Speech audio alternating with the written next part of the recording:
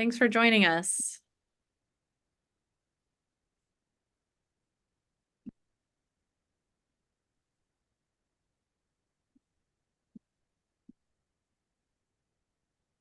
All right, as people are coming in, we're recording this just so that people who couldn't attend today will be able to watch it later. So hopefully this is a good introduction to us as UCSF Urology. Welcome, I'm Lindsay Hampson. I'm the residency program director, and we're super excited to be thinking about our sub-I process and getting some great sub-I applicants. So thank you so much for joining us. I'm here with Benjamin Breyer, who's our department chair, as well as Alan Schindel, who's our associate residency program director. And I'm going to let Ben just say a few words as chair in terms of who we are at UCSF and welcome you. Greetings, everybody. Thank you, Lindsay, for the introduction. Super excited to get a chance to tell you a little bit about us. And I think the sub-I experience here is a lot of fun, a lot of great learning, and you really get an exposure for who we are, and you get to meet a lot of the faculty. I know I was a sub-I here, and many of the residents that are in the room were sub-Is here, and it's a cool experience. So we're really looking to train future leaders in the field, particularly people that are interested in academics, and but really you can be a leader in your community, just people that are doing and interested in doing really dynamic work and important work. And we feel we have a special milieu to make that happen. And, I think the sub-I is a really great opportunity to really feel out whether this would be a place that would resonate with you, where you could really make your dreams fulfilled. And, it's a 6-year commitment residency, or a 5-year commitment, but it's really an awesome period in your life where you're in your prime and you're just doing this massive development and growth process. So where you match is super important. I'd also give a shout out for San Francisco. It's a super fun place to be for a month. Honestly, I fell in love with it and been here 20 years, so you may as well. But really looking forward to hopefully meeting some of you, whether it's on the sub-I or on the interview trail, and really wish you a lot of luck. And hands down, you picked the best field. So I hope some of you may not end up going into urology, but urology is awesome, and you really get to help people in a special way, and it's a lot of fun. Great people in it, for sure. So I'm going to turn it back over to Dr. Hampson and the team. Great. Thanks, Ben. I also want to mention we have some of our amazing residents joining us tonight. It's really a testament to them to show up in their free time to talk with you guys. And I know I'm biased, but our residents are absolutely the best in the country. And they're also, in addition to just being incredible residents, they're also a great group of friends. And I'm sure they'll tell you about that, but it's pretty amazing when I look at them and their interactions, how they support each other and how their friendships are, really true friendships, and they stay friends long beyond residency. And I think when you think about coming to a place for residency where you're spending a lot of years of your, time, it's really important to think about who you're surrounded by. So I'm really grateful to the residents who are here. And after Dr. Schindel and I go through some slides, I'm going to turn it over to them as well so that you can ask them questions and kind of hear about their experiences. So Alan, I'm going to turn it over to you first. You can do an introduction and then let me know when you're ready to advance the slides. Yeah, so I'm Alan Schindel. I'm the Associate Program Director, as Lindsay indicated, and I am in charge with the undergraduate side of our medical education enterprise. So it's great to be here, great to talk to all of you. Why don't we go to the next slide? So you've already heard this. I think Ben and Lindsay have both articulated this, but I really want to drive it home. I mean, when we do presentations like this, when you look at programs around the country that you might want to train at, obviously you think about rankings, you think about faculty, you think about how it's regarded. the secret sauce of UCSF, what keeps us here and makes us want to be here and makes people want to stay here once they've had the experience, it's not so much all those quantitative metrics and kind of glowing accolades you see. It's the fact that we are a community, that we really care about each other, that we really like each other in a very genuine fashion. And most of us who are on faculty or have friendships going back decades, very long acquaintances. And that's the secret sauce. I mean, we'll talk about some of the other great things about UCSF, but I think that this is the thing that I want to emphasize more than anything. And the thing that keeps us here is the fact that we really care about each other, support each other, try to make each other be the best possible urologists, best possible doctors, best possible people that we can be. And that's something that I'm very proud of and is why I'm here, because I just love that about this place.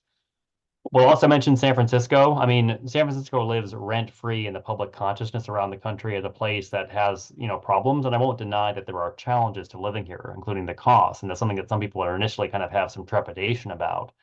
We'll talk about some specifics. We could certainly discuss the realities of what it's like to live here. But I will say that there is no more beautiful, no more interesting, no more exciting place to be in my mind. New York might be a contender, but I think this place has such a lot of things to offer that it's a phenomenal place to live for a month as a sub-I, for 6 years as a resident, for the indefinite future as a faculty member where I am right now. And it's been wonderful to me to live here and to experience so many different aspects at different points of my life. What I've gotten out of it has changed, but I've always loved living here. And I think it's a phenomenal place to be and to exist and to have a life. So next slide, please. We're really proud of our residents. They are kind of the crown jewel of our program, and really it's inspiring every day. And a big part of what keeps us here, the community aspect I mentioned, the community that I have with my fellow faculty members, but being able to train up and be present for and watch the development of the people who are going to be leading our field is such a privilege, and it's such an exciting thing. And I'm so proud of all the different things that our resident class have done. I mean, we could talk about the people in the room who are our current residents who are doing great things. They can tell you the specific things that they're involved in. The people who have graduated have gone on to do great things. And I can't say enough about it, and I won't belabor the point because I want them to speak for themselves. But it's really one of the best things about my job. We are a very large hospital system. We have campuses all throughout the Bay Area, and we have, rotations for our sub-interns at 3 of the principal sites in which we work. That is to say UCSF Parnassus, which is also known as the Big House. It's the major academic medical center where you get to see amazing pathology, amazing surgeries, very interesting consults, a very busy service. So a lot of learning goes on there. We have our Mission Bay campus, which is where we house both pediatric and oncologic urology, and a great experience there with our staff. And then we also have our county safety net hospital, that is to say Zuckerberg San Francisco General Hospital. In that context, our residents get a lot of autonomy, the ability to practice, with supervision and guidance, of course, but a lot more ownership of the patients and a lot more sense of being able to direct their care in a way they don't at the university. So I think it's a really wonderful kind of collection of experiences that our residents are able to have here. And as a sub-I, you'll get to experience the majority of them. You'll get a sense of what it's like to be a resident here during the 1-month sub-I that we host. Next slide, please, Lindsay. So as I mentioned, we have the sub-I is based at 3 different campuses, and each is given, Parnassus usually gets 2 weeks, but SFGH and the Mission Bay campus get usually 1 week each. It's enough time to kind of get a sense of what's going on and experience the kind of the diversity of training that's available here at UCSF. And you get to be a participant. I mean, you are definitely an important and valued member of the team as a sub-intern, and you really get a good sense of, what a day in the life is like for our resident crew at all these campuses. This was going to be Dr. Lindsay Hampson's side, but it's probably better for me to talk about it because she won't give herself enough credit for it. You might be familiar with the COVID online lectureship that came around in 2020. It has become one of the most important web-based learning platforms for urology education, and it grew out of the need for ongoing didactic conferences for residents, even in the absence of regular scheduled things when COVID hit. Dr. Hampson, probably more than anyone in the country, was instrumental in making this happen. So it's really just a great example of the pioneering spirit we have, of the kind of innovative approach to education, very quick pivoting to a new modality for education that really was a big hit. I mean, it really filled an important gap. And I think this is still a resource that people turn to when they really want to learn more about urology. The COVID lecture series is a thing. We also have built into our curriculum a number of skills labs. So basically hands-on practice skills using kind of the more specialized techniques in urology, such as robotics, such as microsurgery, how to get renal access using ultrasound guidance. I mean, those are all things that we have dedicated time during the residency to train people up and get a sense of how to do these, very practical urology skills. Next slide, please. So we have a leadership curriculum. Dr. Breyer and Dr. Hampson both invoked how our goal here is obviously we like research. It's a big part of who we are and what we do. But our fundamental goal here is to help produce leadership, make you leaders in whatever fashion that means, whatever that means to you as an individual and your own aspirations for your career. We want you to be leading the pack, setting the trend and making the discovery or coming up with a novel approach or advocating for a community that needs it. That's kind of the overall scheme that UCSF and our department in particular are really striving for. So to that end, we have lessons for residents about how to communicate. We have a very well structured mentorship program where you're paired with 2 different faculty mentors, both a more senior and a more junior one. And that can obviously shift, and it's a fluid thing. We all kind of take collective responsibility for our residents' development. But you have a pairing early on at the very beginning of your residency with someone who's there charged with helping you develop into the best person you can be. And our journal clubs, which obviously are topic focused, on specific domains of urology, but they're also invoking those other important concepts such as epidemiology, how to be an educator, how to be an advocate. Those are also things that come up during our didactics. We're big believers in wellness. I mean, wellness is sort of essential. If you want to be a fully rounded person, if you want to be an excellent clinician, you have to, be well yourself. Any of you who are Peloton riders know Ben Aldis likes to talk about how you have to fill your own cup up before you can be there for others. And I think that's a philosophy we ascribe to for ourselves as much as it's possible, but also for our residents. So we really kind of look at these domains of wellness, the different things that are important for you to be the best version of yourself that you can be. And these are parts that are built into our curriculum, kind of going over addressing these common stressors of clinicians, common stressors of living in a high rent district like the Bay Area. These are things that we all, are aware of. And we do try to cultivate, healthy habits in our trainees. Dr. Hampson, do you want to take over for this one? Is Yeah. this okay place? So as Alan mentioned, mentorship is really important to us, and we think of mentorship in many different ways.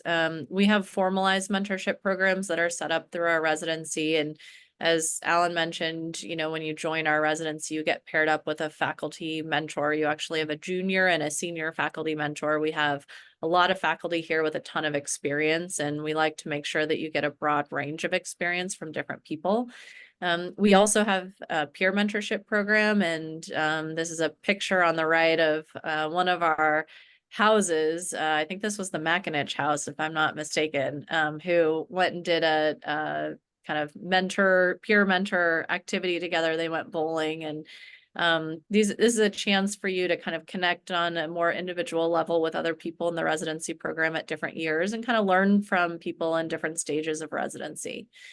We also have a really robust residency research mentorship program, and that people get plugged into that when they're nearing their research year and have one-on-one mentorship as well as mentorship that's longitudinal over the course of the pre-research year and beyond. We also have a mentorship college that meets 4 times a year, and that's a chance to kind of do some group mentoring around different issues that we think are important. And this has been a really successful kind of way to mentor people as a group. So you can tell we're very committed to it. We think it's really important. We want to support the people that we bring to our program, and this is part of the way that we do it. We also have a research year. So, we're looking for people who want a research year as part of their program. We have a really robust research program, everything from basic science to translational to health services to clinical outcomes. You name it, we do it. And it's really fun to have a very diverse spectrum of research that goes on here, because it really means that people who come here can do anything for their research year. And we're very supportive of people taking on all kinds of different programs, getting secondary degrees, doing various collaborative research. We're a place that, research is part of our being as a department. And so we think it's really important. And you can ask the residents if you're interested about kind of some of the research that they might be doing or what they've done during their research years. We as a faculty are very well connected. And I think that's important when it comes to being a resident because it gives you a lot of opportunities. So when you have faculty who represent, all the subspecialties, when you have faculty who are presidents of, subspecialty societies or have important roles within the AUA or, in leadership roles, those things are important because it means that opportunities come to you. And so I think our residents really benefit from that, from the visibility that our program has. And our faculty are really well known in each of our kind of subspecialty societies and fields. And that's really important when we're training people because we know that we're kind of on the cutting edge and we're able to give people the best possible knowledge and kind of most recent updates and information. Here's our faculty, and I won't go over who everyone is, but just to say we have a really diverse and amazing faculty, and we do cover every subspecialty. So it's one of the nice things about coming to our program is not only do you have a diversity of clinical sites where you're going to the county hospital and seeing underserved patients, you're going to the VA hospital and seeing also underserved patients, but in a very different way. You're going to UCSF Health and seeing really subspecialty quaternary care patients. But in addition to the diversity of clinical sites that we have, we really have a lot of diversity within our faculty themselves. And these are all amazing people, amazing educators. And, I think our residents can speak to how much that our faculty love teaching. After residency, as Alan and Ben mentioned, we really want to train people who are going to go on to be leaders in the field. And the vast majority of our residents come here wanting to pursue a career in academics. And so we see ourselves as a program who can launch you into academics successfully. I think, when you look back at who our chief residents, what our chief residents have gone on to do after graduation, they've pursued fellowships and gone into academic jobs. And leadership doesn't have to mean academic urology. It can be leading a company or, doing something else in advocacy, but we want to train people here who are not just wanting to go into private practice urology afterwards. We want people who are going to do something big that changes the field, that changes the kind of spectrum of what we as urologists are doing. So I think, this is a place where you'll come and you'll work hard, you'll get a ton out of it, and you'll have amazing opportunities afterwards. We are really committed to DEI. This is something that's at the core of our being and has been for a long time. If you look at who our residents are, who our faculty are, we're a very diverse group and we take pride in that. It's something that we emphasize and we support. And one of the amazing things that I think our own residents put together was the Ureter Mentorship Program. And that's just a testament to our residents seeing an opportunity for, how do we expand the pipeline of who's going into urology and how can we as one institution make a difference. So if you don't know about the Ureter Mentorship Program, I would definitely recommend checking it out. We do have a scholarship. It's called the Collins Scholarship. This is for sub-Is specifically. So this is for medical students from groups who come from an underrepresented in medicine group.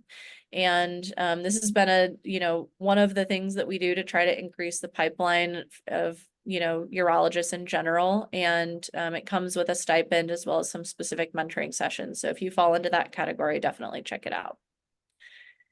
All right, and with that, I'm going to open it up for any questions for Dr. Schindel and myself. After that, I'll just do a quick intro of the residents and let them kind of talk with you about their experiences and answer any questions that you might have.